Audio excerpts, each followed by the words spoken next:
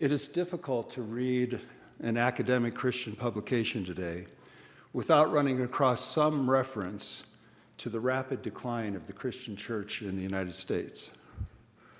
People are now leaving the Christian church in this country about twice as fast as they are joining. And whether one is talking about weekly attendance, belief in God, or daily prayer, the numbers are falling, and they're falling rapidly in many cases. I recently read, it's a little complicated, but I recently read that half of our Protestant congregations in this country are so aged that at least 30% of them will be dead within 10 years. I'm not going to dwell on statistics this morning. If you, like Sonia and me, have done any church shopping in the last 15 years, you've probably had experiences like ours. I'll relate two simple ones. We moved from Aurora to New Mexico and lived there for about 11 years. We were disappointed in terms of the availability of progressive Christian churches in that area. And so we visited quite a few churches to find a church home. In our first visit to St. Paul's, which, by the way, stood at the edge of a 300-foot mesa overlooking the entire Albuquerque Valley and the Sandia Mountains, when we approached the building next to the parking lot, we realized that there seemed to be two building entrances, and they both had signage. So we picked the building that looked most like a church entrance and went in. There were no greeters in the lobby, and so we just went into what we looked like a church sanctuary. We sat there for about 5 minutes and noticed how sparsely attended it was. There were about 6 to 8 people sitting throughout the whole space. About half had wheelchairs or walkers, and I would guess the average age was over 85. I finally whispered to Sonia, I'm going to go back out to the lobby to see if we went in the wrong place. I think this is a nursing home. I found a greeter this time. He gave me a bulletin and assured me I was in the right place. I can report today that St. Paul's congregation no longer owns that beautiful property, and they now meet in a small office down the street. We started attending another church called Paradise Hills, which is a nice name for a church. This church was very old also, but it had a few more members. In fact, they had 3 Sunday morning services. How's that sound, Kevin? But we soon discovered that it must have been a relic of the old days because only one of the services even had enough people attend to fill half the small sanctuary. I was able later to attend a discussion group in that church about the future of the church, and I must have sounded kind of doubtful about their future existence because afterwards one of the church and meeting leaders pulled me aside to explain. He said, Daryl, when I was younger, I was very active in this church. But he said, I'm 86 now, and I really just need this church to be here for another 5 years so that I can have a decent place to have a funeral among my dear friends. Should we be discouraged by the worsening statistics and trends in the aging and closing of churches all around us, maybe even the ones we grew up in? It is very appropriate to be concerned about how our current model of church can possibly survive. I don't think it can, not our current model. But I am given hope by words that I found, a quote from Rowan Williams, who is a former Archbishop of Canterbury. It's subtle, but I think it's very important. He said, "It is not the Church of God that has a mission. Rather, it is the God of mission that has a church. No matter what the current or future state of the church, God is still at work in this world. God has a redeeming intention for this world. I like to call it God's dream. God has a dream for her children, just as surely as you and I have dreams for our children, our grandchildren, and other children whom we love. And just as our hearts can be easily broken by the day-to-day rejections and failures in our children's lives, so too is God's heart broken as a result of our actions and our choices.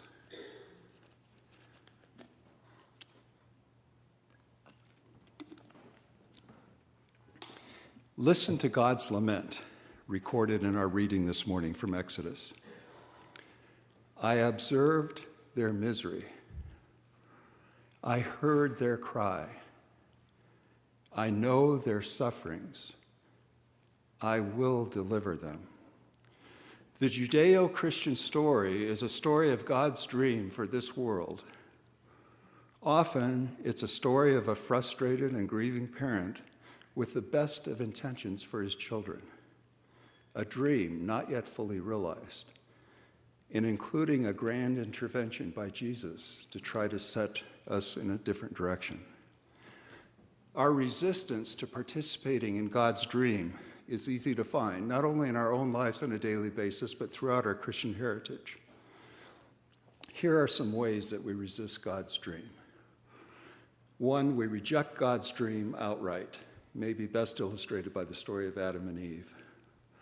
Number two, we follow someone else's dream that's just more attractive, represented maybe by the story of Israel desiring to have a king, to be like the other nations. Number three, we follow our own dreams, but we call it God's dream. I chose are represented by Constantine making Christianity a state religion in the 4th century. And number four, maybe the most insidious of all, we determine God's dream is just too difficult. So we follow our own dreams in this life, and we relegate God's dream to an afterlife. I believe God has great intentions for each of us and for our world, and that every child who suffers from hunger or abuse, every bullet that flies toward a living creature, every lonely person crying out in an empty room, every biased or hateful word that is uttered, every person who walks away from or otherwise resists God's dream for them, every one of these is a tremendous pain in the heart of a loving God. How can we respond differently? John Dorhauser, the general minister and president of the United Church of Christ, located here in Cleveland, says this about our calling. The church is about one thing. We are called into being for a purpose. We are sent forth by God with a vision for what this world could be, and a God who, in the hope of fulfilling that vision, has always honored humanity with the invitation to participate. Author J.R. Woodward puts the same thing this way. It reminds me of two realities. One, we do live in a messed up world filled with violence, prejudice, racism, poverty, greed, pride, envy, lust, and gluttony. And two, Jesus has partnered with messed up people like us to join with God in the redemption of the world. What, after all, is church if it is not participating in God's dream?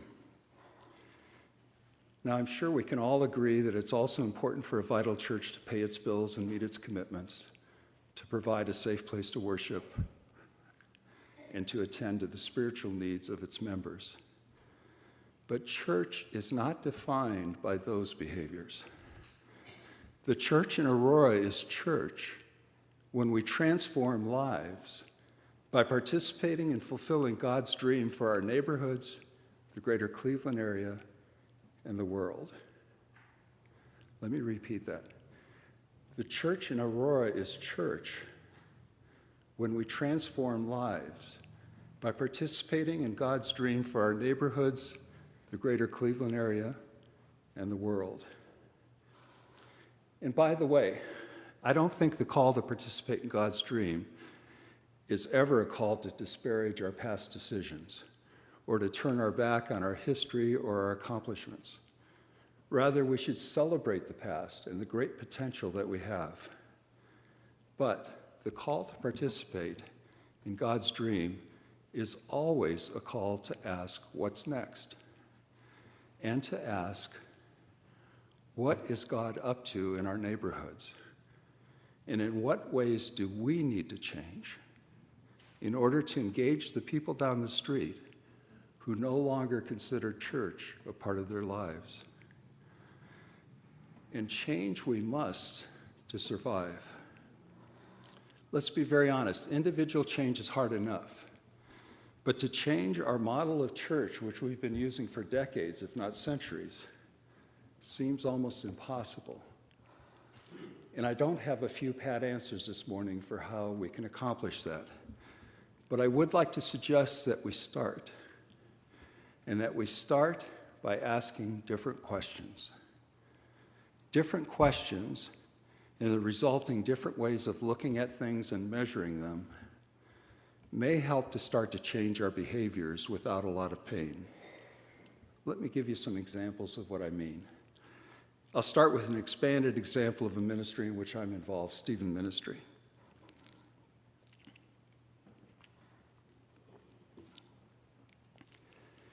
Most of you, but I'm surprised not all of you, know about Stephen Ministry. For those that don't, it is a ministry in which lay people go through extensive training to temporarily and confidentially accompany people through life's various setbacks, such as grief, divorce, financial struggles, family issues, and so forth. The church in Aurora has a wonderful Stephen Ministry. I understand it is one of the oldest ones in the country. And we are proud of the number of congregation members who have been trained in this ministry over the past 30 years. You only have to attend a commissioning ceremony of new ministers to see the awesome sight of 50 to 60 trained Stephen ministers lay their hands on the new ministers. This indicates tremendous potential for ministry in this church, a huge positive for the church in Aurora. However, if I were to ask you, do you think counting the number of people trained to be caregivers over the past 30 years is the best indicator of the effectiveness of Stephen Ministry? You would have to answer no. What might be a better measure of its effectiveness? Surely a count of people served by Stephen Ministries would be better. In fact, an accountability for how many people are currently being cared for by Stephen Ministers might be an even better question or metric in terms of driving our future behavior as a church. I'm not going to spend a lot of time on my other examples. I don't know that they're best examples or that I've worded them exactly right. What I do want to suggest this morning is that we start as individuals and as a church body, every single committee, that we start the ongoing process of asking new and different questions that better drive us toward participating with God's work already going on around us. In short, that we ensure that we have metrics that measure impact and not just busyness.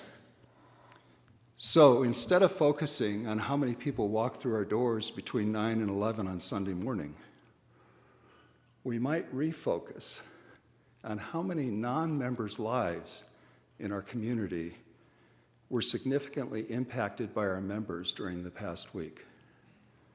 Or how many neighborhood getting to know you gatherings were initiated by our members on their own streets. Instead of only asking, did we meet the budget, we might refocus on asking how we can creatively shift more and more budget dollars toward actions that are supportive of God's dream for Portage County. Instead of just doing a survey of member interests and talents, we might refocus on thoroughly exploring the needs of the people of Aurora and the surrounding areas, and then training members in the actual skills needed to address those specific needs.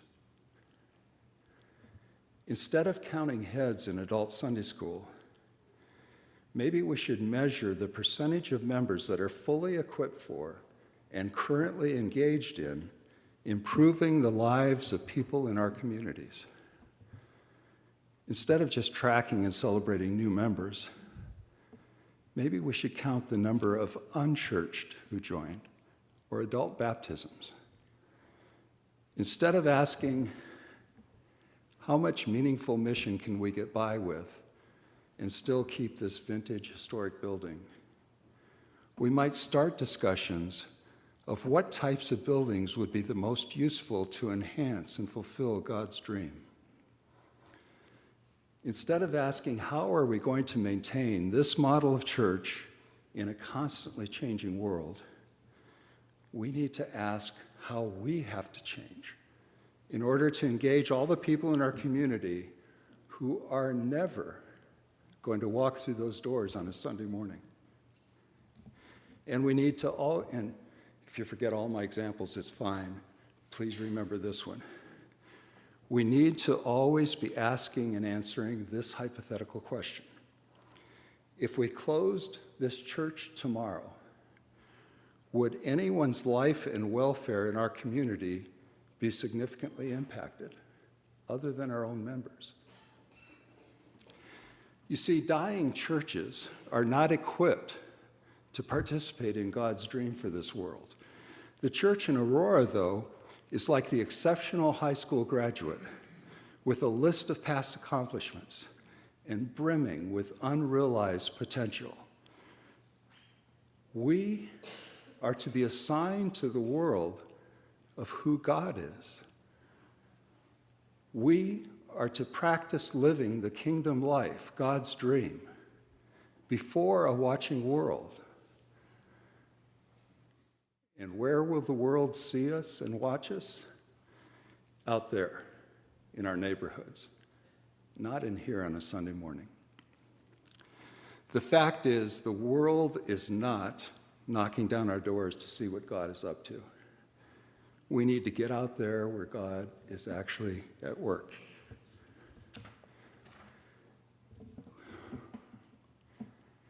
We need to develop a new imagination about living God's dream and the kingdom life. We need to ask new questions. This is a church of incredible opportunity. The opportunity to join with God in the great work of loving and healing and redeeming God's creation. And so I leave you with a question this morning. Where do we go from here? Amen.